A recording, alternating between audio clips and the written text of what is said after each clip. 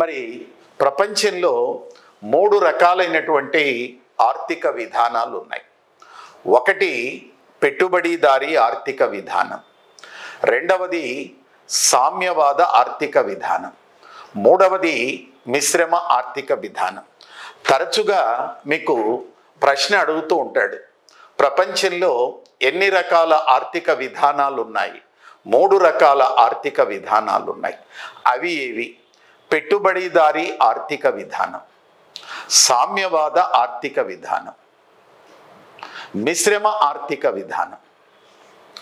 పెట్టుబడిదారీ ఆర్థిక విధానంలో ఆర్థిక కార్యకలాపాలలో ప్రభుత్వం యొక్క పాత్ర పరిమితంగా ఉంటుంది. మొత్తము ఆర్థిక కార్యకలాపాలన్నిటినీ కూడా పూర్తిగా ప్రైవేట్ రంగానికి వదిలేసింటారు. కనుక ఆర్థిక కార్యకలాపాలైన ఉత్పత్తి, పంపిణీ, వినియోగము, వినిమయము మొదలైన వాటిపై నిర్ణయాలను తీసుకునే అధికారం పూర్తిగా మార్కెట్ శక్తులకు వదిలేసింటారు. You know very well about it.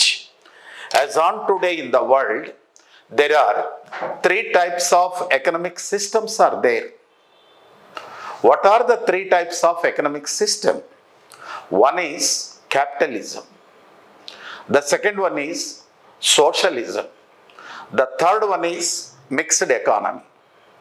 As on today in the world, 3 types of economic systems.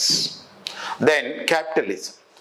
Capitalism is a economic system where all economic activities like production, distribution, consumption and exchange given away to the private sector. Then the decisions regarding economic activities given up to the private sector. Then ప్రపంచంలో 3 రకాలైన ఆర్థిక విధానాలు ఉన్నాయి. ఒకటి పెట్టుబడిదారీ ఆర్థిక విధానం. పెట్టుబడిదారీ ఆర్థిక విధానంలో ఆర్థిక కార్యకలాపాలలో ప్రభుత్వం యొక్క జోక్యం ఉండదు. ముఖ్యంగా ఆర్థిక కార్యకలాపాలలో నిర్ణయాలన్నిటినీ కూడా మార్కెట్ శక్తులకే వదిలివేసి ఉంటారు. మార్కెట్ శక్తులంటే డిమాండ్ అండ్ సప్లై.